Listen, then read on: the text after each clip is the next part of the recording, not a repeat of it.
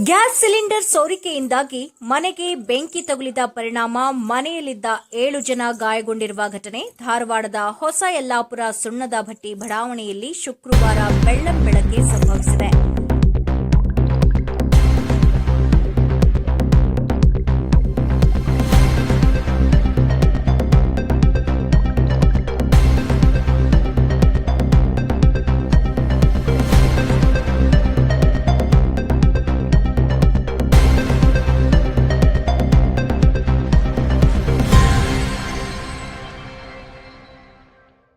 ಇಸ್ಮಾಯಿಲ್ ಹೊರಕೆರೆ ಎಂಬುವರಿಗೆ ಸೇರಿದ ಮನೆಯಲ್ಲೇ ಸಿಲಿಂಡರ್ ಸೋರಿಕೆಯಾಗಿ ಬೆಂಕಿ ತಗುಲಿದೆ.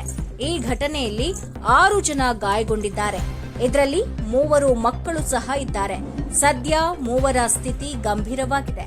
ಸಿಲಿಂಡರ್ ಸೋರಿಕೆಯಾಗುತ್ತಿದ್ದ ವಿಷಯ ಗೊತ್ತಾಗದೆ ಬೆಳಗ್ಗೆ ಗ್ಯಾಸ್ ಹಚ್ಚಿದ್ದರಿಂದ ಫ್ಲಾಶ್ ಫೈರ್ ಆಗಿ ಬೆಂಕಿ ತಗುಲಿದೆ.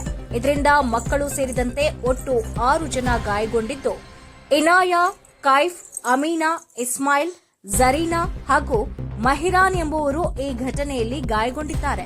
ಘಟನಾ ಸ್ಥಳಕ್ಕೆ ಅಗ್ನಿಶಾಮಕ ದಳದವರು ಭೇಟಿ ನೀಡಿ ಬೆಂಕಿ ನಂದಿಸುವ ಕೆಲಸ ಮಾಡಿದ್ದು, ಗಾಯಾಳುಗಳನ್ನು ಧಾರವಾಡ ಜಿಲ್ಲಾಸ್ಪತ್ರೆಗೆ ದಾಖಲಿಸಿ ಚಿಕಿತ್ಸೆ ನೀಡಲಾಗುತ್ತಿದೆ.